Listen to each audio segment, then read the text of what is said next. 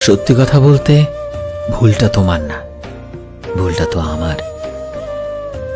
পাবো না জেনেও তোমাকে পাগলের মতো ভালোবেসে যাচ্ছি। জীবনে কখনো কাঁদবে না, কারণ যার জন্য তুমি আজ কাঁদবে সে কিন্তু কখনোই তোমার জন্য কাঁদবে না। কারোর খুব কাছের মানুষ হতে চেয়েছিলাম, কিন্তু আফসোস আজ সব থেকে দূরের মানুষ হয়ে গেলাম। কথায় আছে, নিজে ভালো তো জগৎ ভালো। এটা সম্পূর্ণ মিথ্যে কথা। আপনি যতই ভালো হবেন, মানুষ ততই আপনাকে ঠকাবে। তোমাকে ভোলার ক্ষমতা সত্যি আমার নেই, বিশ্বাস করো।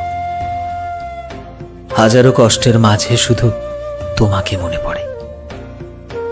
জীবনের কঠিন সময় যখন নিজেকে একা চলতে হয়, তাহলে ভালো সময়ে সেই সব বিশ্বাসঘাতক মানুষদের কি দরকার বলো তো?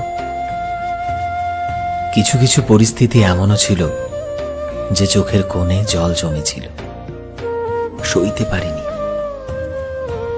যদি তোমাকে ভালোবেসে ঠকতাম, তাহলে মনকে বোঝাতে পারতাম।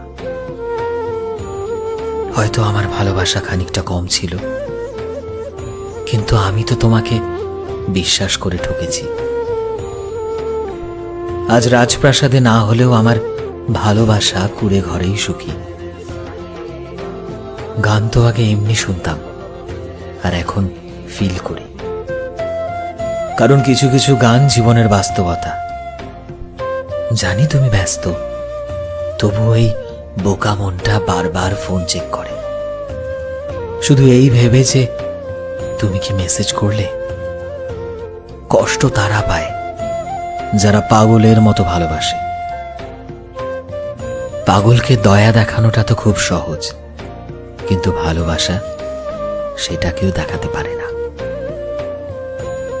যে ইচ্ছেগুলো পূরণ হবার নয়, এই অবুঝ মনটা সবসময় সেটা নিয়েই পড়ে থাকে। আসলে ভালোবাসা যদি কপালে না থাকে, তাহলে জোর করে হয়তো এই জীবনে পাওয়া সম্ভব।